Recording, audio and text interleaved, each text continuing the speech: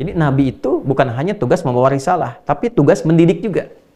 Ya, saya langsung lompat ke Nabi Muhammad SAW di Quran surah kedua Al-Baqarah ayat 151 misalnya sampai ke 152. Di 151 itu tentang tugasnya, yang 5 itu. Kama arsalna fikum rasulan minkum yatslu alaikum ayatina wa yuzakkikum wa yuallimukumul kitaba wal hikmah wa yuallimukum ma lam takunu ta'lamun. Baru 152-nya kedekatan kita dengan Allah. Fadhkuruni adzkurkum washkuruli wa la takfurun. Wa yu'allimukum ma lam takunu ta'lamun. Allah tegaskan Nabi itu pendidik. Ya, seorang Nabi itu pendidik. Nah, dari mana beliau mendidik? Ini sumbernya. Dari petunjuk Allah langsung. Sampai ke semuanya yang disebut dengan adab itu. Adabani Rabbi fa ahsana ta'dibi. Allah yang mengajarkan aku dan menyempurnakan pengajaran itu untuk diteruskan kepada umatnya. Jadi penting disadari bahwa Nabi seorang pendidik. Yang diajarkan apa? Semua pedoman kehidupan yang Islami yang membawa ketundukan, kepatuhan, ketaatan, kedamaian, kesuksesan, kebahagiaan. Maka sifat pendidikan yang didapatkan dari para Nabi disebut pendidikan Islami. Nah, apa yang dibangun dari sini? Keyakinan kepada Tuhan yang kuat, yang kokoh. Supaya dengan keyakinan kokoh ini muncul kepatuhan. Dari patuh mau mengamalkan. Dari mengamalkan muncul kesuksesan. Begitu runtutannya. Nah, kepatuhan yang dalam tanpa keraguan disebut dengan keimanan. Kepatuhan untuk menunaikan apa yang diimani disebut dengan ketakwaan. Makanya kalau kita bicara iman, itu keyakinan tanpa ragu. Bicara takwa, penunaian, pembuktian dari keimanan untuk menunaikan amal soleh sesuai dengan perintah dari Allah sebagai tanda kepatuhan. Makanya kalau ada iman, setelah itu kemudian ingin takwa, pasti ada amal sebagai bukti keimanan, gambaran dari kepatuhan. Contoh, kemarin kita puasa kan, dibuka dengan iman dulu, amal, baru takwa. Ya ayyuhalladzina amanu, iman dulu. Ya, bagaimana cara membuktikan keimanan? Kutiba alaikumusiyam, puasa. Harus patuh untuk menunaikan puasa. Kalau nggak patuh, nggak beriman kan? Makanya ketika saya beriman, saya tunjukkan dengan puasa. Saya patuh kepada Tuhan, pada Allah. Kama kutiba alal ladzina min qablikum, baru dapat apa? Taqwa la'allakum tattaqun. Nah, jadi kalau orang sudah beriman, yakin tanpa ragu, tunjukkan itu dengan patuh, taat, ini silmi ini, patuh, taat, kuat, baru muncul hasil dari situ. Apa hasilnya? Ya, diberikan pengetahuan untuk membimbing bagian tubuh kita untuk bersikap, macam muncullah karakter kinerja. Sikap-sikap dari ujung kepala sampai ujung kaki, dibimbing bagaimana mata memandang, ya, bagaimana telinga mendengar, lisan bicara sampai ke ujung kaki. Sampai nanti bentuk-bentuk pekerjaan ini disesuaikan dengan hajatnya. Dibawa ke dunia pengetahuan, belajar. Bagaimana dari ujung kepala sampai ujung kaki belajar dengan benar. Dibawa ke rumah tangga, jadi apa? Jadi anak, jadi suami, istri, ayah, ibu, kakek, nenek. Maka ujung kepala sampai ujung kaki dididik, jadi ilmunya dikerjakan. Nah, hasil bentukan perilaku dari nilai-nilai tadi disebut dengan akhlak namanya. Maka ketemulah di situ iman, ya, plus takwa, plus akhlak. Gitu. Bersyukurnya kita, ya, nggak pernah ada pertentangan dari nilai-nilai agama, keislaman, apalagi pendidikan Islami, dengan nilai-nilai kebangsaan, kenegaraan. Karena tujuan pendidikan, ya, yang diterapkan di negara kesatuan Republik Indonesia pun itu membentuk karakteristik iman, takwa, dan akhlak. Gitu. Coba teman-teman lihat deh. Di Undang-Undang Sisdiknas nomor 20 tahun 2003. Diakses sekarang. Googling ya, Undang-Undang Sisdiknas tahun 2020 tahun 2003, nomor 20 tahun 2003. Coba lihat. Ya, coba klik sekarang, klik Google, cari Google. Undang-Undang Sisdiknas. Ya, nomor 20 tahun 2003. Klik. Kemudian buka pasal menimbang. Coba. Saya sudah riset nih, insya Allah saya sudah riset. Buka pasal menimbang, lihat poin B. A, B. Begitu masuk B.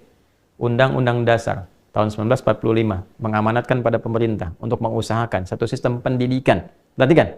Yang meningkatkan keimanan dan ketakwaan pada Tuhan Yang Maha Esa. Serta akhlak mulia. Iman ada, akhlak ada, takwa ada. Tuh. Jadi nggak pernah bertentangan. Jadi pendidikan Islami itu tidak akan pernah mungkin bertentangan dengan kurikulum-kurikulum pendidikan, ya, yang secara konseptual diterapkan kemudian di Negara Kesatuan Republik Indonesia. Karena value-nya sama, nilai yang dihasilkan sama.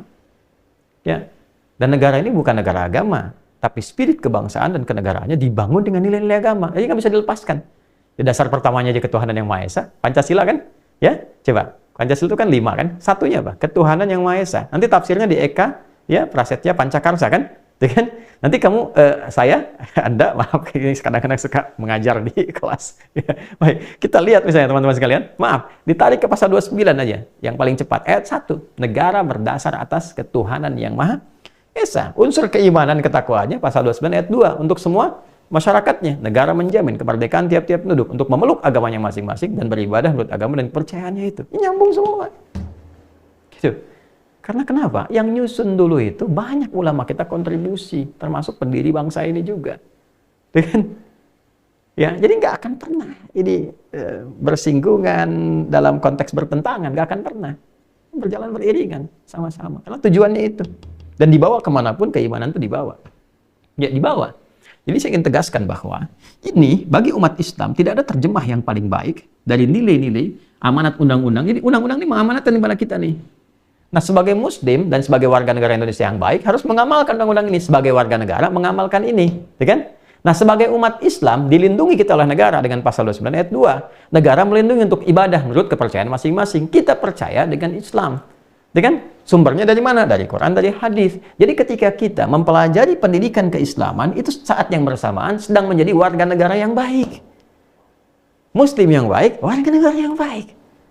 Dan nggak akan pernah hasilnya bertentangan. Karena value yang diajarkan ini dapat diterapkan dimanapun. Jadi apapun, sepanjang basicnya benar, diambil dari Quran, dari hadis, kita praktekkan, basicnya benar, itu diterapkan dimanapun, pasti akan menjadi solusi dari semua perjalanan kehidupan yang dilalui. Jadi apapun dia.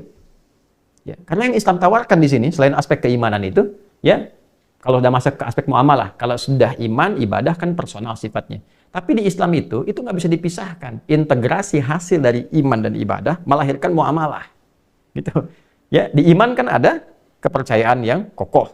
Ya, di ibadah ada pembuktian. Nah, di ibadah ini kan konsepnya masing-masing. Dan datanglah Islam menerangkan, lakum dinukum waliyadin.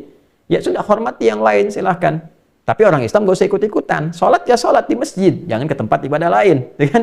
Ya, sholawatan di tempat yang benar. Jadi tunaikan dengan benar. Nanti hasilnya bisa didedikasikan, dikontribusikan dalam konteks kehidupan berbangsa, bernegara. Hasil dari sholat itu apa?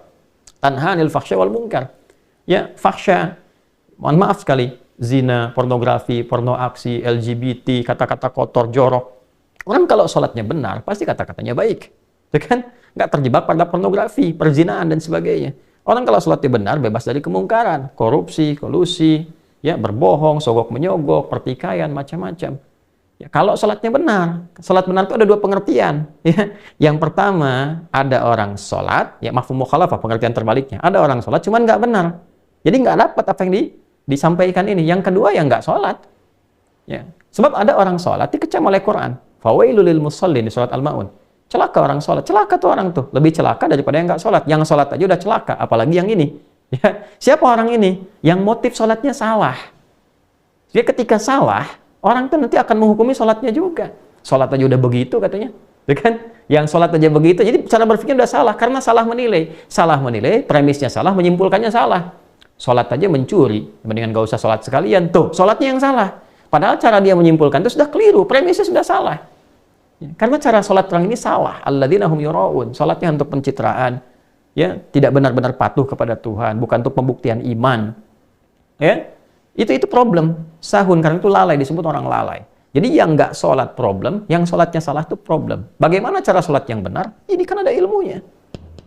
Karena itu coba lihat, Allah memberikan pembuktian yang nyata dengan menurunkan risalah. Ini bukan di tempat yang maju, bukan di Romawi, bukan di Persia yang sudah maju, tapi di tempat titik nadir yang paling dalam, yang semua akumulasi keburukan ada di situ. Maka disebut dengan jahiliyah.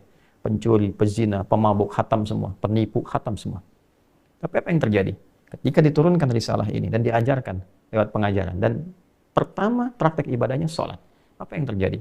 Maka merubah keadaan jahiliyah jadi khairul ummah. Yang paling dermawan ada di situ, yang paling jujur ada di situ, paling sabar ada yang di situ. Ya, yang paling dahsyat apa?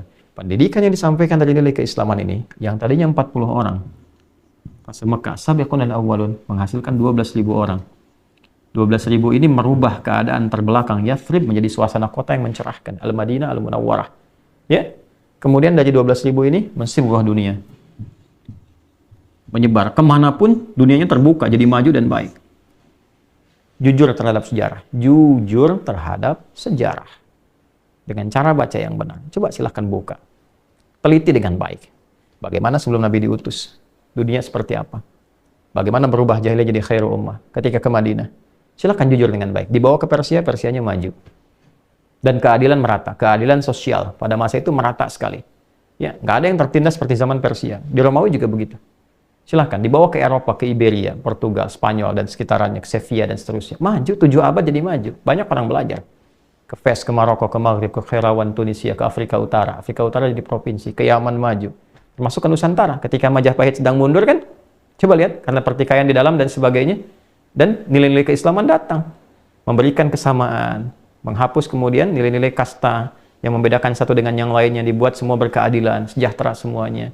Maka muncullah kemudian kesultanan yang di-backup oleh sunan-sunan, muncul semua menyatu. Dan mereka kemudian dengan kesadaran tinggi menyatu menjadi negara kesatuan Republik Indonesia. Dulu maju, semuanya maju. Kapan? Saat semua punya kesadaran ini. Makanya di awal kemerdekaan kita menemukan pancaran dan percikan-percikan pendidikan Islam pada tokoh-tokoh kita dulu. Coba lihat, Perdana Menteri pertama siapa? Buya Muhammad Nasr. Ya, bagaimana beliau menjabat sampai kemudian selesai? Tidak pernah meninggalkan apapun. Harta tidak ada, cuma bawa sepeda. Isinya berjualan bahkan untuk menyambung hidup. Ya, apa yang dipraktikkan? Kejujuran. Dedikasi yang tinggi, kecintaan kepada bangsa. Itu praktek ini.